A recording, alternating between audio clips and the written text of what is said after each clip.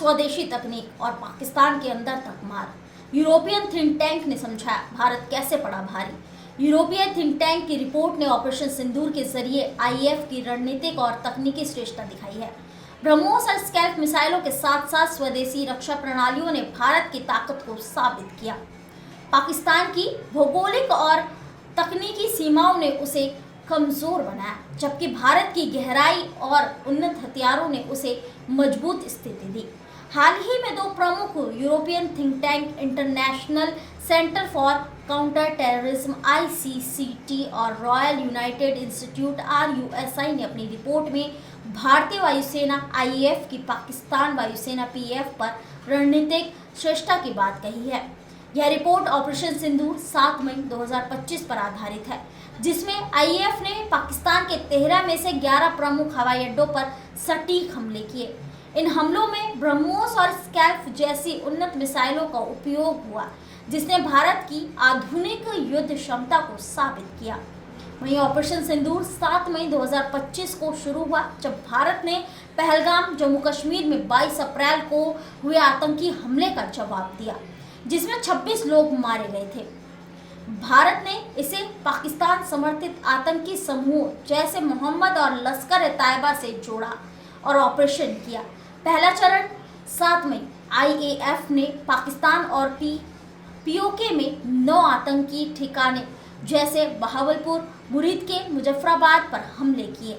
दूसरा चरण 9 से 10 मई पाकिस्तान के जवाबी ड्रोन और मिसाइल हमलों के बाद IAF ने 11 PF हवाई अड्डों पर हमला किया, जिसमें नूर खान, रावलपिंडी, रफीकी, शोरकोट, मुरीद, चकवाल, रहीम यार खान, सुक्कुर, भुलारी, जेकोबाबाद, सरगोधा, स्कार्दू, चूनिया, पासरूर और सियालकोट के रडार ठिकाने शामिल थे।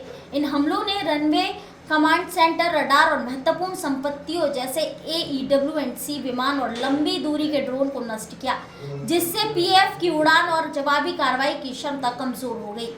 भारत रूस की संयुक्त सुपरसोनिक मिसाइल जो मैक 2.8 से 3.0 की गति से 290 व 600 किलोमीटर तक सटीक हमला कर सकती है।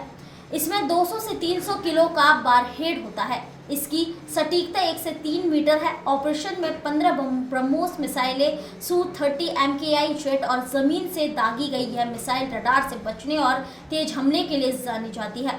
स्कैल्प मिसाइलें फ्रांस निर्मित राफेल जेट से दागी गई, जो गहरे और मजबूत ठिकाने जैसे बंकर को 250 से 500 किलोमीटर की दूरी से नष्ट कर सकती है। ये सटीक गाइडेड हथियार गतिशील लक्ष्यों को नष्ट करने में सक्षम है। इजराइल निर्मित कामिकेज ड्रोन जो दुश्मन के रडार और हवाई रक्षा प्रणालियों को नष्ट करने के लिए इस्तेमाल हुए। डमी विमान IAF ने नकली विमानों का उपयोग कर पाकिस्तानी रडार और HQ-9 हवाई रक्षा प्रणालियों को सक्रिय किया, जिससे उनकी स्थिति उजागर हुई। इसके बाद हरूप ड्रोन और मिसाइलों ने इन्हें नष्ट किया। यूरोपीय थिंक टैंक की रिपोर्ट के अनुसार IAF की जीत के कई कारण हैं। पाकिस्तान के हवाई अड्डे पंजाब और सिंध में भारतीय सीमा के करीब है, जिससे वह ब्रह्मोस 290 से 800 किलोमीटर रेंज के लिए आसान निशान है। उदाहरण के लिए नूर खान इस्लामाबाद के पास है और बोलारी कराची के पास महत्वपूर्ण है, लेकिन भारत की पहुंच में है। भारत की विशाल भौगोलिक गहराई इसके हवाई अड्डों को फैलाने और दुश्मन के लिए निशाना मुश्किल करने की सुविधा देती है।